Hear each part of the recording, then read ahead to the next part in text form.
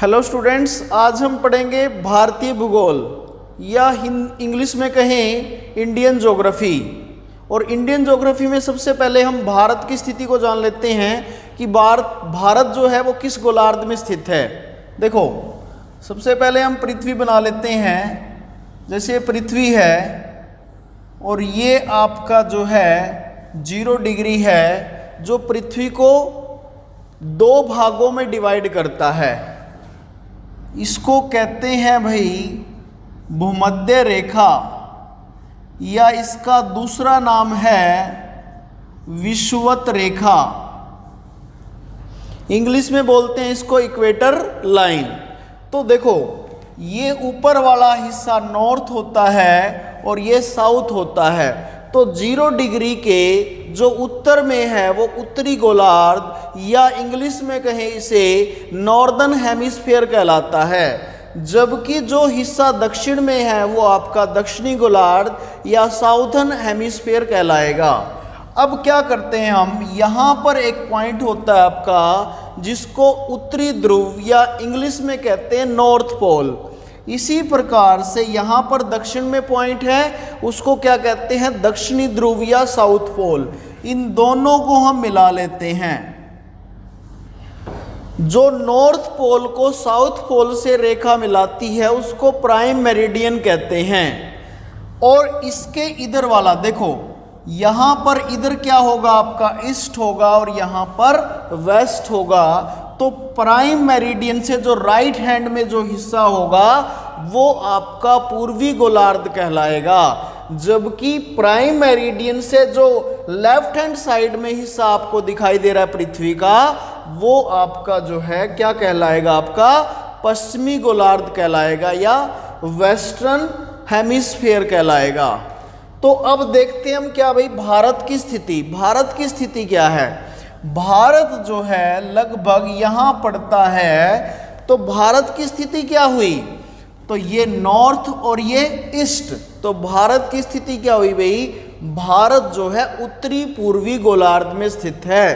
तो हम यहाँ लिखते हैं भारत विश्व के सापेक्ष या विश्व के विद रिस्पेक्ट टू उत्तरी पूर्वी गोलार्ध में स्थित है। उत्तरी पूर्वी गोलार्ध में स्थित है, या इंग्लिश में कहें इसको नॉर्थ ईस्ट हेमिस्फीयर में जो है स्थित है। नेक्स्ट हम बात करते हैं भारत का क्षेत्रफल। भारत का क्षेत्रफल, भारत का क्षेत्रफल है 32,87,263 वर्ग किलोमीटर या स्क्वायर किलोमीटर। 32,87,263 वर्ग किलोमीटर। अब हम बात करते हैं भाई कि अक्षांश रेखाओं की या देशांतर रेखाओं की। अक्षांश रेखाएं या देशांतर रेखाएं,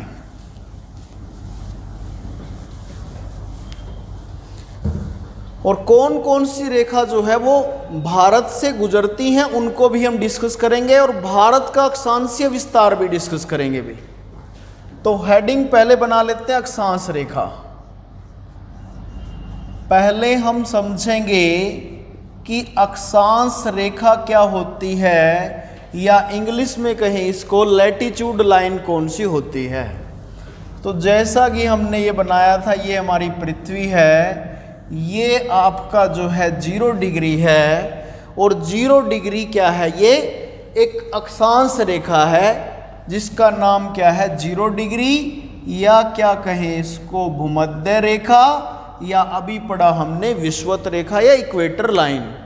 इसके पैरेलल जितनी भी लाइनें खींची जाएंगी वो क्या कहलाएंगी, आपकी अक्षांश रेखा ही कहलाएंगी। तो कुछ फेमस अक्षांश रेखाओं के नाम लिख देता हूं भाई यहाँ पे। जैसे ये है आपकी 23.5 डिग्री, और इस 23.5 का हमें कैसे पता चला? यहाँ पर पृथ्वी का सेंटर है और सेंटर से को कंसीडर करके यहाँ पे जो कोण बनाएंगे वो 23.5 डिग्री का बनेगा और उसको हम क्या कहते हैं भाई? कर्क रेखा कहते हैं, जो भारत के 8 राज्यों से होकर गुजरती है। डिस्कस करेंगे बाद में। और इसी तरीके से अगर दक्षिण में ऐसे ही एक लाइन खींचे, ये भी आपका 23.5 डिग्री है और इसको कहते हैं भाई मकर रेखा।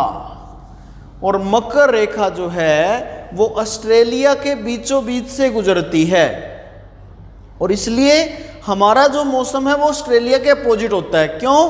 क्योंकि हम कर्क रेखा पर हैं और वो किस पर हैं? मकर रेखा पर। मतलब अगर हमारे यहाँ क्या पड़ेगी? गर्मी पड़ेगी, तो ऑस्ट्रेलिया में क्या पड़ेगी? सर्दी पड़ेगी। जबकि जब ऑस्ट्रेलिया में गर्मी पड़ेगी तो हमारे यहाँ क्या पड़ेगी? सर्दी पड़ेगी। तो इस तरीके से अपोजिट मौसम है।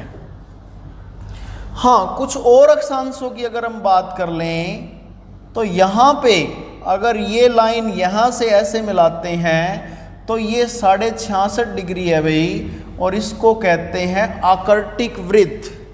आकर्टिक वृत्त कहते हैं, आकर्टिक वृत्त। और जबकि यहाँ पर अगर लाइन खींचे, ये अगर एंगल देखें, ये भी आपका 66.5 डिग्री है।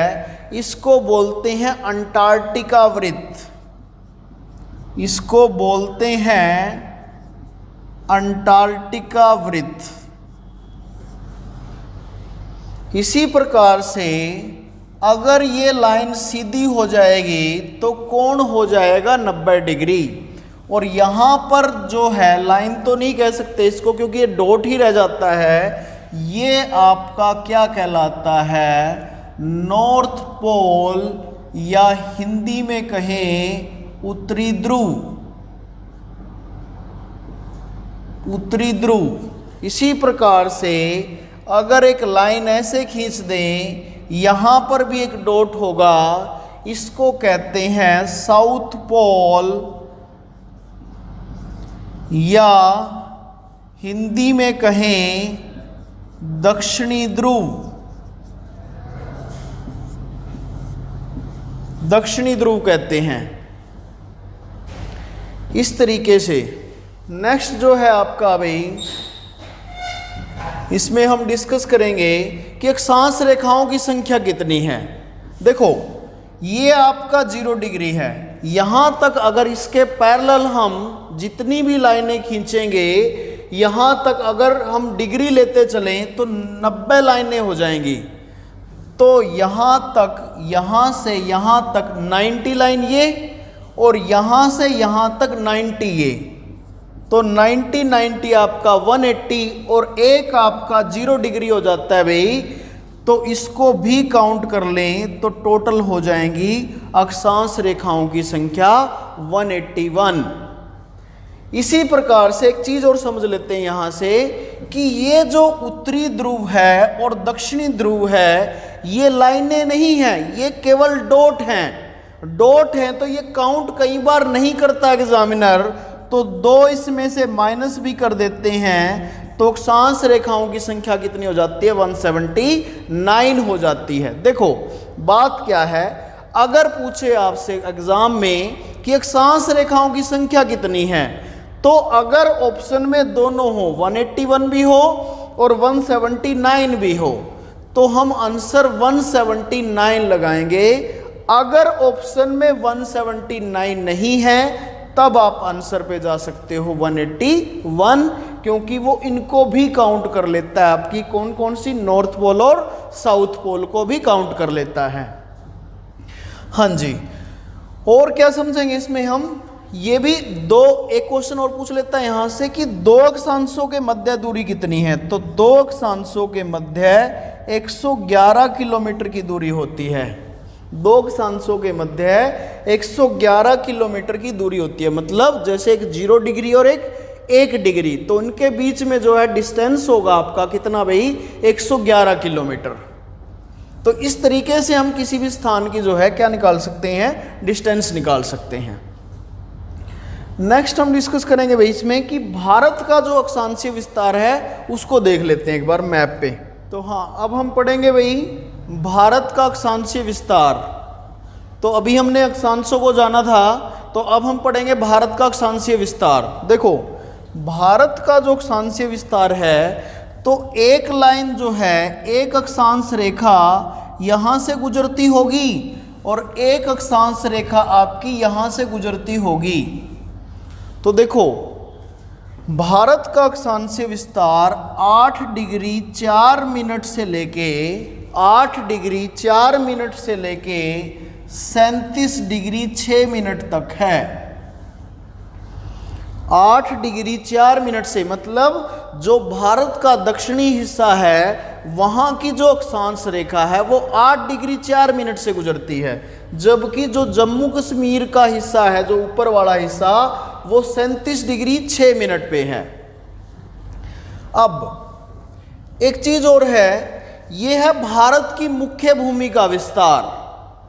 भारत की, अगर मैं कहूं भारत की मुख्य भूमि का विस्तार,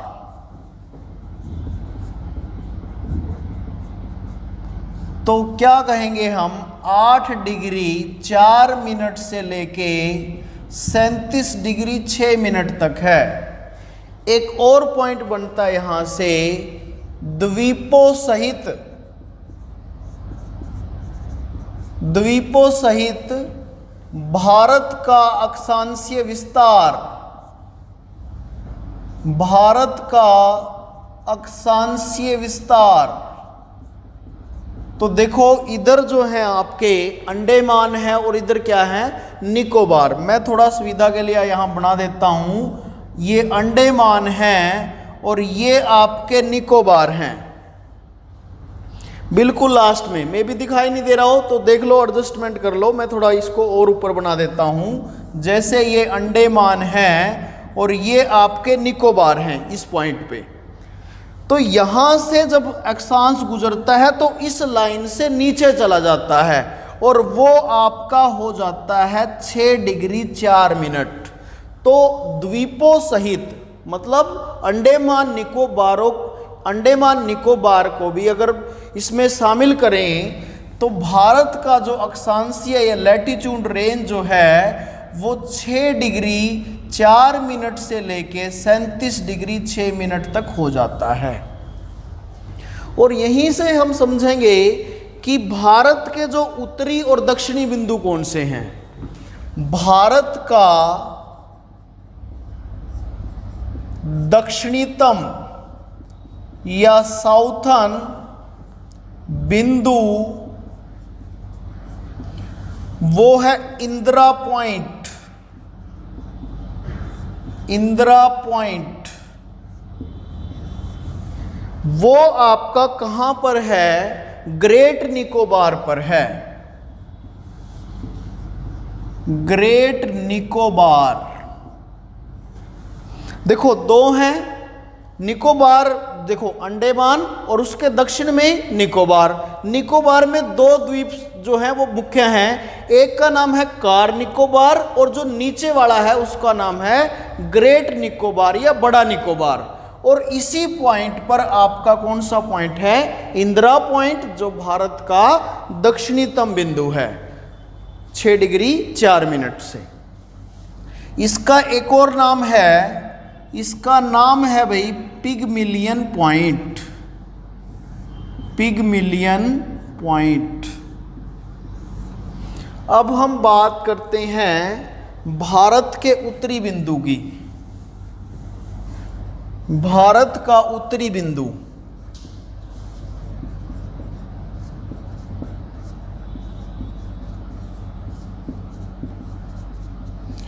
भारत का उत्तरी बिंदु आपका जो है कहां पड़ेगा, ऊपर जम्मू कश्मीर की तरफ, और उसका नाम है इंदिरा काल।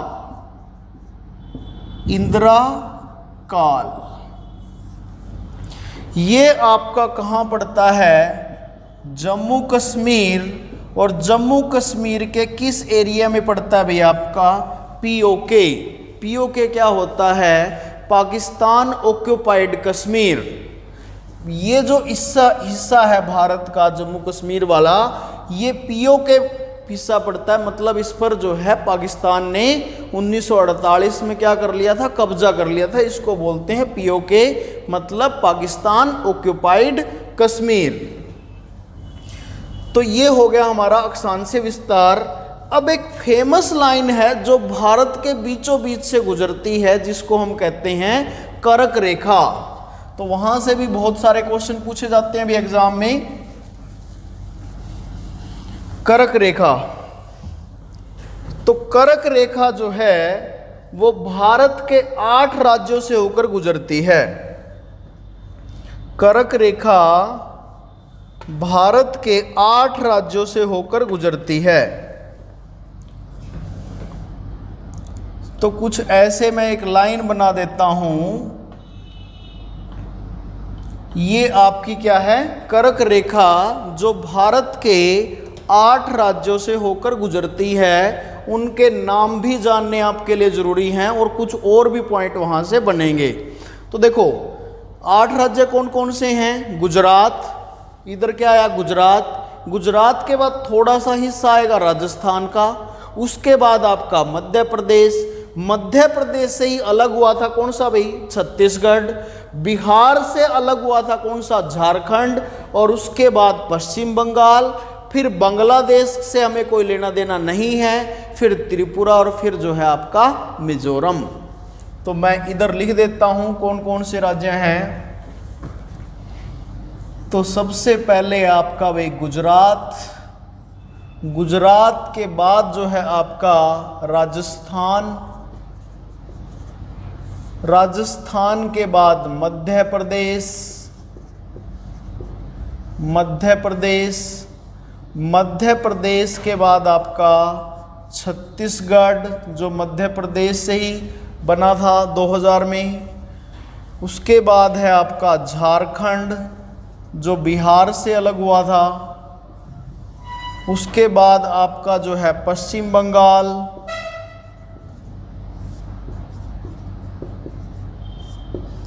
उसके बाद त्रिपुरा। और त्रिपुरा के बाद मिजोरम। कुछ अच्छे एग्जामों में ऐसे भी पूछ लेता है कि कर्क रेखा जिन राज्यों से गुजरती है उनका पश्चिम से पूर्व में क्रम क्या है? तो मैंने क्रम से लिखा। देखो मैंने क्रम से कैसे? पश्चिम में गुजरात है, यहां से उधर चले हम। या कई बार ऐसे भी पूछ लेगा पूर्व से पश्चिम। तो आपको इसी तरीके से याद करना है भाई। गुजरात, गुजरात के बाद आपका राजस्थान, राजस्थान के बाद आपका मध्य प्रदेश, मध्य प्रदेश के बाद छत्तीसगढ़, छत्तीसगढ़ के बाद झारखंड, झारखंड के बाद आपका पश्चिम बंगाल, फिर त्रिपुरा और फिर मिजोरम। और क्वेश्चन क्या बनते हैं यहां से कर्क रेखा से? देखो गुजरात की राजधानी है गांधीनगर, मध्य प्रदेश की राजधानी है भोपाल और झारखंड की राजधानी है रांची। तो देखो झारखंड की राजधानी रांची जो है वो कर्क रेखा पर स्थित है। तो ऐसे कौन से राज्य की राजधानी है जो कर्क रेखा पर स्थित है? तो वो है आपके झारखंड की राजधानी रांची। तो झारखंड की राजधानी रांची कर्क रेखा पर स्थित है, कर्क रेखा पर स्थित है। नेक्स्ट क्वेश्चन, ऐसे कौन से राज्यों की राजधानियां हैं जो कर्क रेखा के बिल्कुल पास हैं? तो कौन सी भाई? गुजरात की राजधानी गांधीनगर और मध्य प्रदेश की राजधानी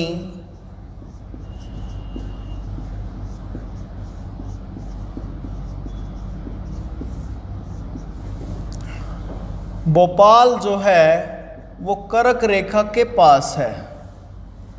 नेक्स्ट क्वेश्चन आपका बनेगा यहाँ से कि कर्क रेखा की लंबाई सबसे ज़्यादा किस राज्य में है। तो कर्क रेखा की अगर हम मैप से ही देखें, मैप से ही आइडिया लग जाएगा, मध्य प्रदेश में सबसे ज़्यादा लंबाई है किसकी भाई, कर्क रेखा की।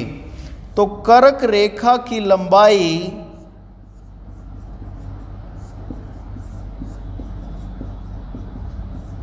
सबसे ज़्यादा मध्य प्रदेश में है और सबसे कम अगर पूछे भाई तो सबसे कम आपका राजस्थान आ जाएगा। सबसे कम जो है वो आपकी राजस्थान में है। हाँ, त्रिपुरा से कई बार क्वेश्चन पूछ लेता है, कर्क रेखा पे पड़ता है त्रिपुरा। त्रिपुरा तीनों तरफ से बांग्लादेश से घिरा हुआ है। कभी आप एटलस में खोल के देखोगे तो तीनों तरफ से किससे घिरा हुआ है, बांग्लादेश से। क्वेश्चन पूछा गया एग्जाम में कि तीनों तरफ से बांग्लादेश से घिरा राज्य है, तो कौन सा भी आपका, त्रिपुरा। तो ये भी क्वेश्चन पूछा गया पेपर में। अब हम बात करते हैं देशांतर रेखाओं की। तो अब हम पढ़ेंगे भाई देशांतर रेखा। देशांतर रेखा तो क्या होता है, जो उत्तरी ध्रुव है और दक्षिणी ध्रुव को मिलाने वाली प्राइम मेरिडियन को 0 डिग्री देशांतर कहा जाता है। तो इधर आपको पता ही होगा क्या होता है भाई, पश्चिम होता है, इधर आपका पूर्व होता है। इसके पैरेलल जितनी भी लाइनें खींची जाएंगी वो क्या कहलाएंगी, पूर्वी देशांतर। और इसके पैरेलल इधर लेफ्ट हैंड साइड में जो लाइनें खींची जाएंगी वो कहलाएंगी आपकी पश्चिमी देशांतर। अगर हम देशांतर रेखाओं की बात कर लें तो भाई क्या होता है कि पृथ्वी गोल है और जो चीज़ गोल होती है उसमें कोण कितने का होता है, 360 का होता है। इसलिए देशांतर रेखाओं की संख्या कितनी होती है आपकी, 360 होती है। तो देखो नेक्स्ट हम पढ़ेंगे कि जो ये 0 डिग्री देशांतर है यहीं से पूरे विश्व का समय लिया गया है। और एक पॉइंट आता है इसमें बीच में यहाँ कहीं जिसका नाम है ग्रीनविच, जो लंदन के पास है। तो यहां से क्वेश्चन बनता है विश्व का समय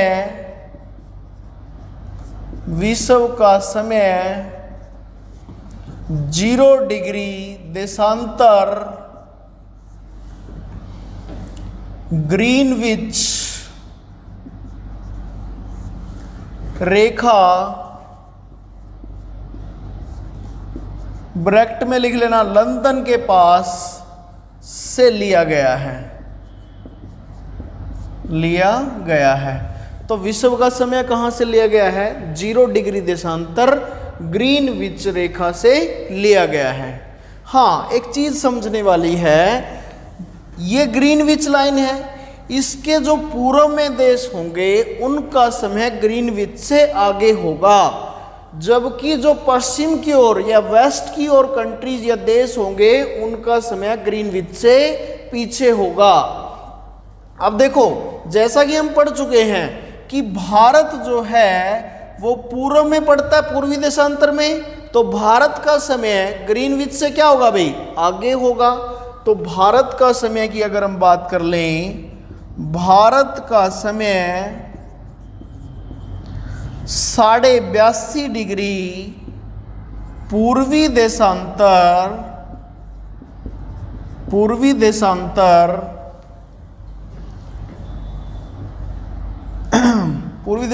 के इलाहाबाद के नैनी या मिर्जापुर से लिया गया है।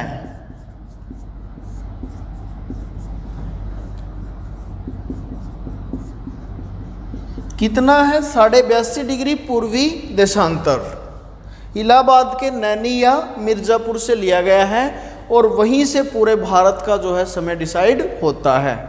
और समझ लेते हैं इसमें कुछ बातें।